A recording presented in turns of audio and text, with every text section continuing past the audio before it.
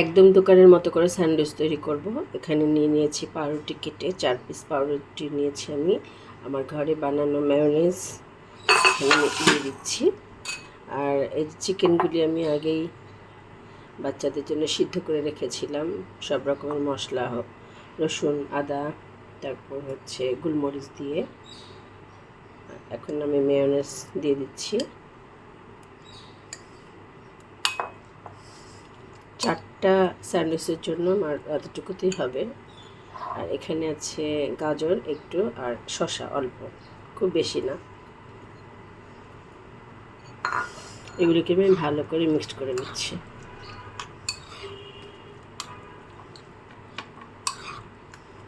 মনে হচ্ছে আর একটু মায়োনেজ লাগবে।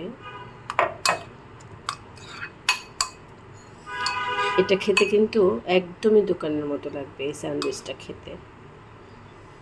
এখন আমি এবার দিয়ে দিচ্ছি।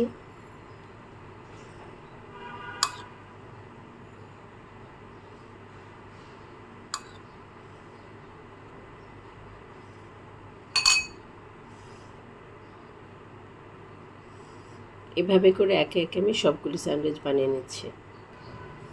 মোটামুটি হয়ে আসছে আমার সবগুলি। দেখুন, এক পাউরুটি দিয়েই আসলে অনেক কিছুই করা যায়, অনেক কিছুই বানানো যায়। আর স্যান্ডউইচ তো বাচ্চাদের খুবই পছন্দের একটা খাবার। আর যদি এরকম ঘরে বানানো যায়, স্বাস্থ্যসম্মতভাবে একদম টাটকাটা দিয়ে দেওয়া যায়, তাহলে তার কোনো কথাই নেই। আর এই মায়োনেজটাও কিন্তু আমার বানানো ছিল, যেটার ভিডিও এর আগে আমি দিয়েছিলাম।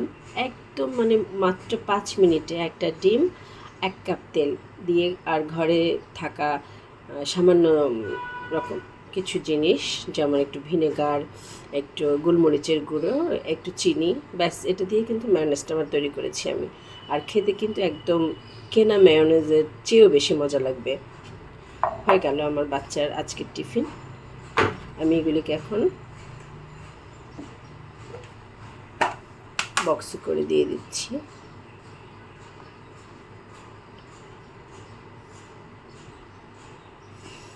এই 2টা স্যান্ডউইচ খেলেই মানে অনেকটাই, বাচ্চার আর কিছুই লাগে না আসলে।